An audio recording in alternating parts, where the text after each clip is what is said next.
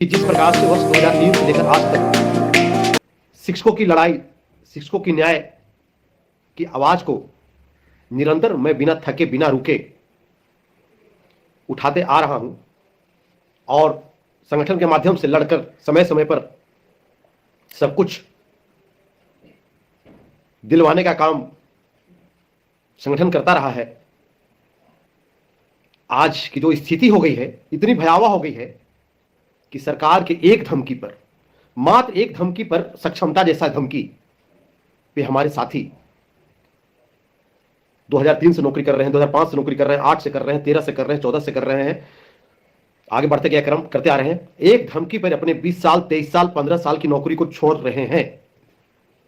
यह काफी शर्म की बात है। शिक्षकों की अस्मिता डूबने की कगार पर है, अंतिम क्षण पे आकर के खड़ा है, अंतिम पायदान पे आके खड़ा है।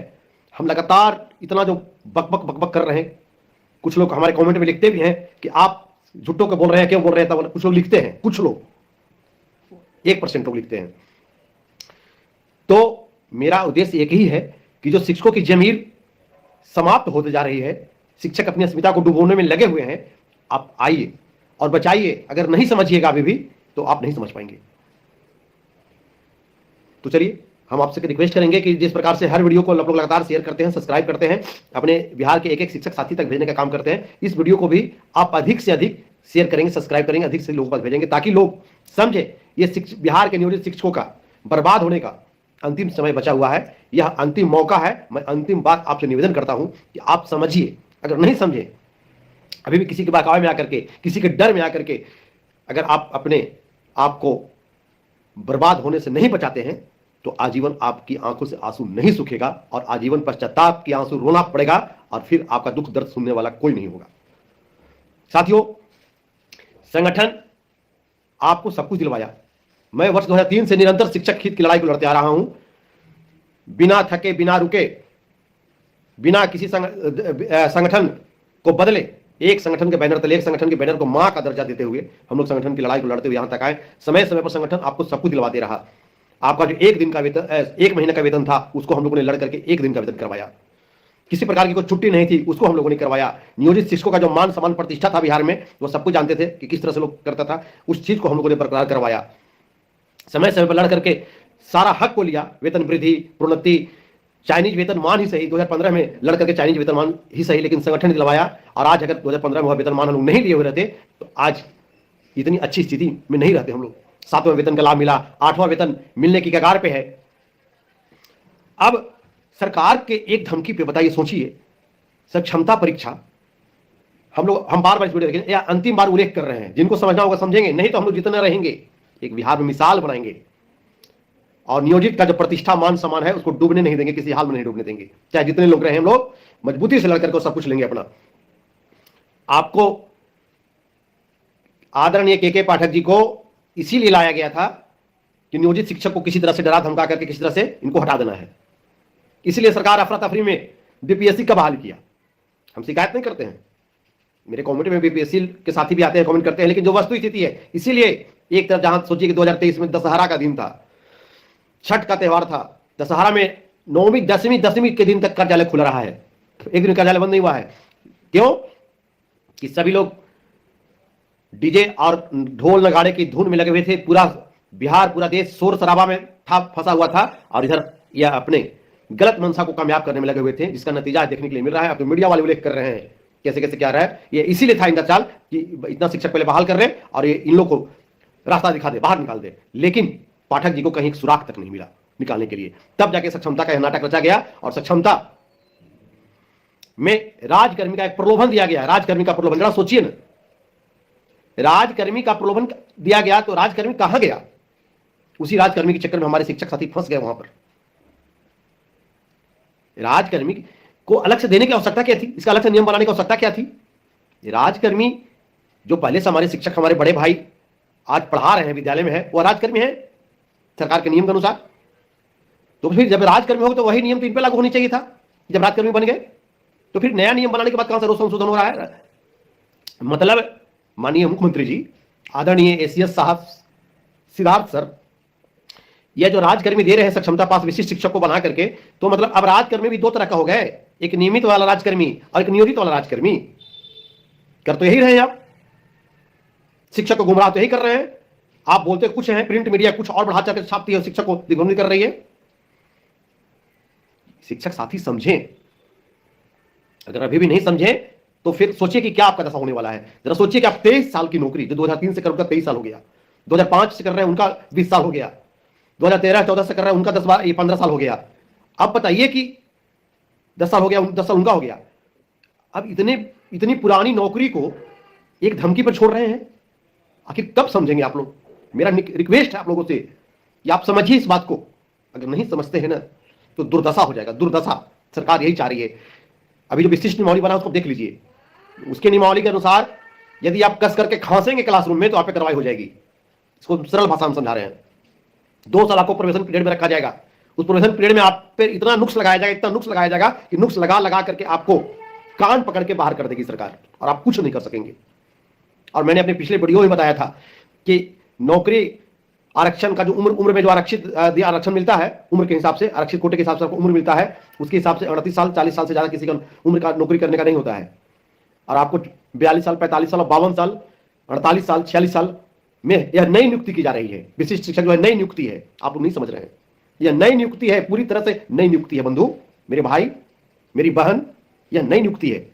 अगर जो कोई गलती से भी नहीं, सरकार ही अपने लोगों से देखिएगा कोर्ट करवाएगी, और उस कोर्ट में यह किया जाएगा कि यह नई नियुक्ति जो है 42 साल 52 साल 46 साल 48 साल में नौकरी नए कैसे मिली। ऐसे कंडीशन में कोर्ट जो प्रावधान है उम्र सीमा का, उस पर कोर्ट निर्णय लेगी, और निर्णय लेते हुए आपको एक दिन नौकरी से बाहर जाना पड़ेगा। और उस समय बिहार सरकार के पास जब गुहार लगाएंगे, बिहार सरकार यही कहेगी कि हम माननीय, हम तो नौकरी आपको दिए थे, हम तो आपको राजकर्मी बना दिए थे, नई नौकरी दे दिए थे आपको। अब कोर्ट का माननीय उच्च न्यायालय का हम सम्मान करते हैं, वो सम्मान करेंगे और आप अपने सम्मान को बर्बाद कर लेंगे, कहीं का नहीं रह जाएंगे। अभी भी वक्त है, अभी समय निकला है कि 1 तारीख से लेकर 7 तारीख तक में आप उसी विद्यालय में विरमित होते हुए योगदान कर लेना है। अरे विरमित कितना अच्छा है बताइए, कि एक शब्द के, अब हम लोग शिक्षक हैं, उस शब्द के अर्थ को नहीं समझ पा रहे हैं, हमारे साथी नहीं समझ पा रहे हैं। मतलब आपको सेवा निरंतरता को ब्रेक कर दिया गया, अब विरमित शब्द जोड़ दिया गया, दोनों एक ही चीज है।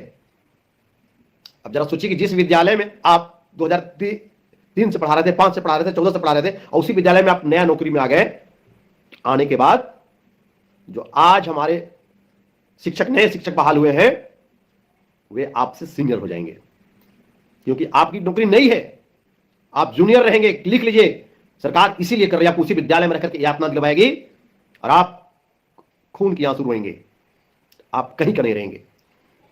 और अभी कुछ जो लोग खुश होंगे उसी विद्यालय में रह जाएंगे, आप नहीं रहेंगे। यह पहले फंसाने का जाल है, पहले खींचो, इसके बाद फेंकने का काम होगा। तो अभी खींचा जा रहा है आपको, और आप समझ रहे हैं कि उसी विद्यालय में रह जाएंगे, आप नहीं रहेंगे। जो प्रधान विशिष्ट नियमावली बना शुरू में कि आपको पूरे बिहार के किसी भी जिले में भेजा जा सकता है, यह अभी भी लागू है। संशोधित नियमावली जो बना विशिष्ट नियमावली, उसमें सब कुछ क्लियर है।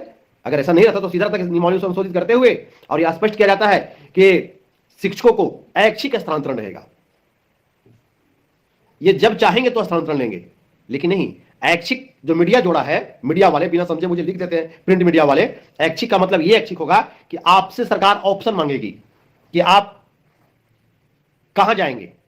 मतलब कहां जाएंगे मतलब नहीं, आपसे ऑप्शन मांगेगी कि 5 विद्यालय, 7 विद्यालय, 5 प्रखंड, 7 प्रखंड, 5 अनुमंडल, 5 जिला, इस तरह का मांगा जाएगा। वो आपका ऐच्छिक रहेगा कि उसमें से कोई वो मिलेगा। ये मत सोचिए कि आपका ऐच्छिक स्थानांतरण, जो ऐच्छिक उसको बोलते हैं जो पूर्व से हमारे बड़े भाई नौकरी कर रहे हैं, राजकर्मी की दर्जा पाते हुए शिक्षक, उनका ऐच्छिक है। यदि वो चाहते हैं तो जून और दिसंबर में अपना ट्रांसफर लेते हैं, नहीं चाहते हैं जहां है, ये ऐच्छिक कहां मिला आपको?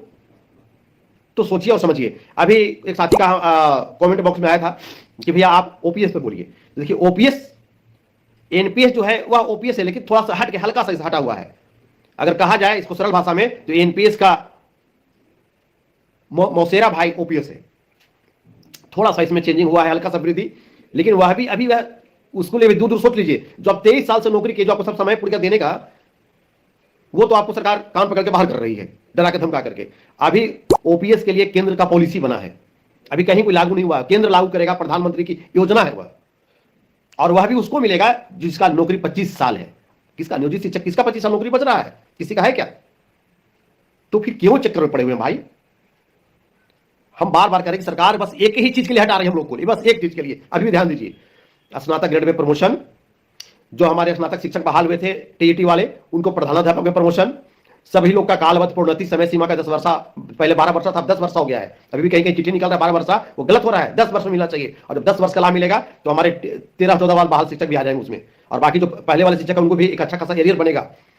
नियमित शिक्षक का 10 वर्ष में है कालवत प्रोन्नति, और वही आर के महाजन साहब का नियमावली 2020 में लिखा हुआ है कि भविष्य में नियोजित शिक्षक को भी नियमित सहायक शिक्षक की तरह प्रोन्नति पदोन्नति का लाभ दिया जाएगा। तो उनका 10 वर्ष है तो मेरा भी 10 वर्ष हो गया। अब सोचिए कि स्नातक ग्रेड में मात्र सिर्फ प्रमोशन होने से आपका लगभग 4-4.5 लाख एरियर बनता है। जोड़ के देख लीजिए, पढ़े लिखे हम कोई प्रचार नहीं कर रहे हैं, हमको कोई दूसरा नेता नहीं बनना है, हम भी शिक्षक हैं, अपनी शिक्षक की जमीन और अस्मिता को बचाने के लिए बोल रहे हैं। जोड़ के देख लीजिए। इसके बाद प्रधानाध्यापक के प्रमोशन का सबको टाइम आ गया कि प्रधानाध्यापक बहाल करेंगे। प्रधान तो बहाल होता है क्या? और कुछ शिक्षक फूले नहीं समा रहे हैं, प्रधान शिक्षक को प्रधानाध्यापक समझ लिए हैं। तो आप प्रधान शिक्षक है भाई, प्रधानाध्यापक नहीं है। प्रधानाध्यापक की बहाली नहीं होती है, प्रमोशन होता है।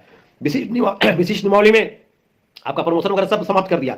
भविष्य में यदि सीट रहेगा, सरकार की इच्छा रहेगी तो आपको प्रमोशन मिलेगा, या विशिष्ट शिक्षा नियमावली में है। बताइए, आपको सब कुछ छोड़ करके, एक देहाती में कहावत है, लिट्टी छोड़ करके बैल हाके जा रहे हैं, तो वही काम आप लोग करने जा रहे हैं। तो समझिए, अब समय 1 तारीख से लेकर 7 तारीख तक देखिए कितना जल्दी जल्दी हो रहा है, ताकि आपको जो जनवरी में इंक्रीमेंट मिलने वाला है वो नहीं मिलेगा आपको, क्योंकि आप प्रोफेशनल पीरियड में आ जाएंगे।